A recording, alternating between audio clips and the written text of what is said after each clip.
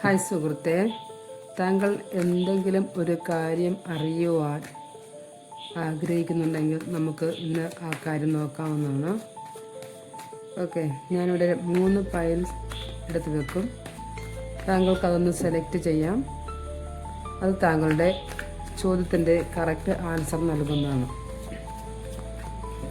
Tarot card ഒരിക്കലും കള്ളം പറയില്ല. നമുക്ക് വിശ്വസിച്ചാൽ 100% ഉറപ്പായിട്ടും എൻ്റെ ഫലം തരുന്നതാണ്. ഓക്കെ, അപ്പോൾ താങ്കളൊന്ന് നന്നായിട്ട് ബ്രീത്ത് എടുക്കുക. എന്നിട്ട് താങ്കൾ അറിയാൻ ആഗ്രഹിക്കുന്ന കാര്യം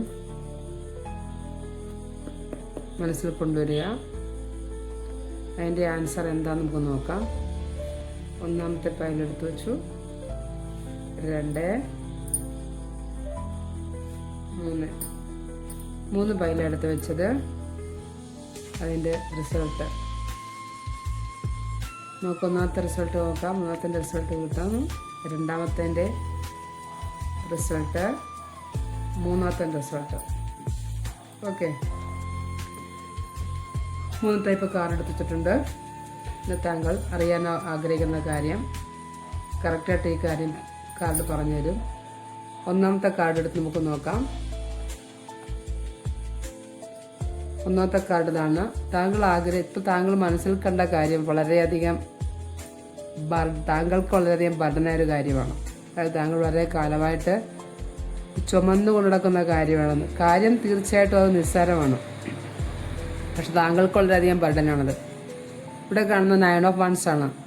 ഈ 9 ഓഫ് വൺസ് എന്ന് പറഞ്ഞാൽ ഈ വ്യക്തിക്ക് ഈ സ്റ്റിക്കെല്ലാം തന്നെ, ഈ വൺസ് എല്ലാം തന്നെ അടുക്കി പെറുക്കി കൊണ്ടുപോകാവുന്നേ ഉള്ളൂ. പക്ഷേ അദ്ദേഹം അത് ചെയ്യാതെ അതെല്ലാം വളരെയധികം കൃത്യതയില്ലാതെ ചുമന്നുകൊണ്ട് പോകുന്നു. അപ്പോൾ വഴിയിലൊക്കെ ഊർന്നു പോകുന്നുണ്ട്. അതേപോലെ തന്നെ താങ്കളും താങ്കളുടേതായ കാര്യങ്ങൾ വളരെ കൃത്യമായിട്ട് ചെയ്താൽ താങ്കൾക്ക് വളരെ ഈസി ആയിട്ടത് കൊണ്ടുപോകാവുന്നേ ഉള്ളൂ. എന്നാൽ താങ്കളത് അങ്ങനെ ചെയ്യാതെ അതിനെക്കുറിച്ച് അപരാധപ്പെട്ട് കൊണ്ടുപോയിട്ടാണ് കാണുന്നത്. അതിൻ്റെ റിസൾട്ട് എന്ന് പറഞ്ഞാൽ തീർച്ചയായിട്ടും ക്യൂൻ ഓഫ് കപ്സ് ആണ്. താങ്കളുടെ ഉള്ളിലേക്ക് നോക്കിയാൽ ആ കാര്യത്തിൻ്റെ വ്യക്തത കിട്ടുന്നതാണ്. ആ കാര്യം താങ്കളുടെ ഉള്ളിൽ തന്നെ അതിൻ്റെ ആൻസറുണ്ട്. അത് ലഭിക്കുമോ ഇല്ലയോ എന്ന്. എന്ത് തന്നെയാണെങ്കിലും ഇതൊരു മൈനർ ആർക്കാന കാർഡാണ്. അത് താങ്കളുടെ ചിന്താഗതിക്കും താങ്കളുടെ പ്രവൃത്തിക്കും അനുസരിച്ചുള്ളൊരു ഫലം കിട്ടുന്ന കാര്യമാണ്. ഏതെങ്കിലും ഒരു വ്യക്തിയുടെ കൺസൾട്ടിങ് ഉപദേശം ലഭിച്ചാൽ അത് താങ്കൾക്ക് ആ കാര്യം വളരെ ഈസിയായിട്ട് ചെയ്ത് കൊണ്ടുപോകാവുന്നതേ ഉള്ളൂ. ഇവിടെ അതാണ് കിട്ടുന്നത്. അത് മേജർ ആക്കുന്ന കാർഡായിരുന്നെങ്കിൽ നമുക്ക് പറയാമായിരുന്നു യൂണിവേഴ്സിൻ്റെ ഡിസിഷൻ വേണമെന്ന്. പക്ഷെ ഇവിടെ ഇത് മൈനർ ആക്കുന്ന കാർഡായതുകൊണ്ട് താങ്കളുടെ ഡിസിഷൻ മാത്രം മതി.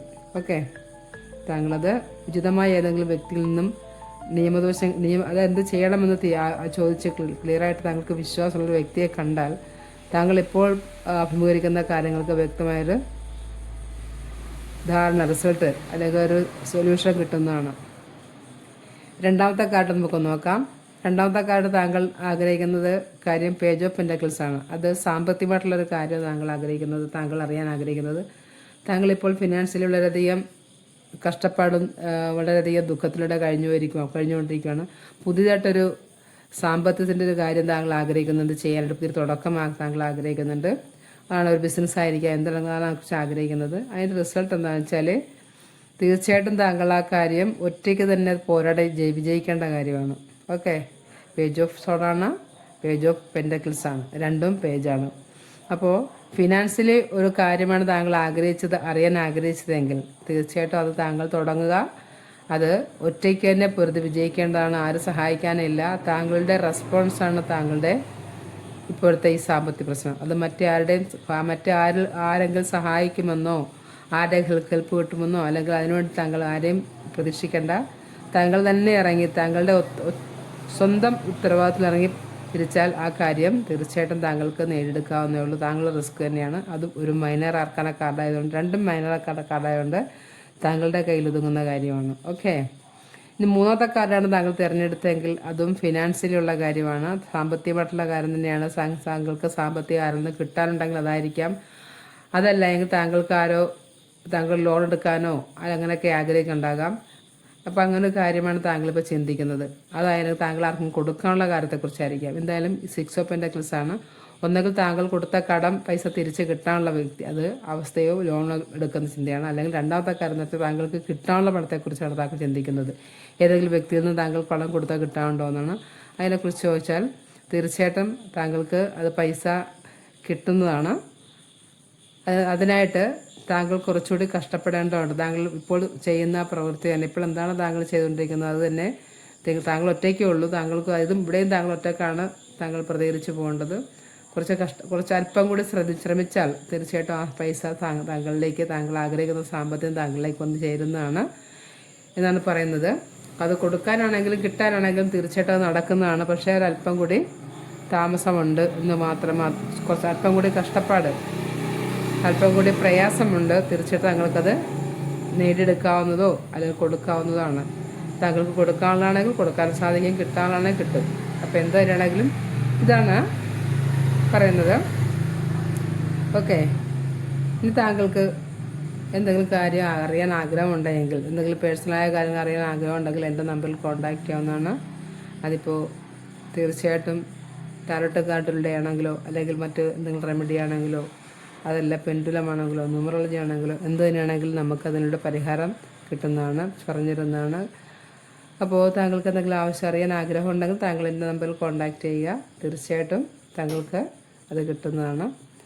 താങ്കൾ എന്തെങ്കിലും കാര്യം അറിയാൻ ആഗ്രഹിക്കുന്നുണ്ടെങ്കിൽ അതിന് നമുക്ക് ഉത്തരം ചോദിക്കാം. ഇപ്പോൾ താങ്കൾ വേറെ എന്തെങ്കിലും കാര്യം അറിയാൻ ആഗ്രഹിക്കുന്നുണ്ടെങ്കിൽ അതിനുള്ള ആൻസർ നമുക്ക് ഇവിടെ നോക്കാവുന്നതാണ്. അതിൻ്റെ ആൻസർ ഇതാണ്: ബി ഡിലൈറ്റ്ഫുള്ളി ഷുവർ ഓഫ് ഇറ്റ്. താങ്കൾ അതായത് സന്തോഷത്തോടെ ഇരിക്കുക, ഉറപ്പിക്കുക, താങ്കൾ എന്തെങ്കിലും കാര്യം ആഗ്രഹിച്ചത് നടക്കും എന്നാണ് പറയുന്നത്. കുറച്ചുകൂടി താമസമുണ്ട്, തീർച്ചയായിട്ടും അത് നടക്കുന്നത് തന്നെയാണ് ദ ബുക്ക് ഓഫ് ആൻസേഴ്സും പറയുന്നത്. എന്ത് തന്നെയാണെങ്കിലും ഈ 3 കാർഡും ഏത് സെലക്ട് ചെയ്ത വ്യക്തിയാണെങ്കിലും അത് കറക്റ്റായ ആൻസർ നിങ്ങൾക്ക് കിട്ടിയിട്ടുണ്ട്. തീർച്ചയായിട്ടും അതിന് കമൻറ്റ് ചെയ്യുക.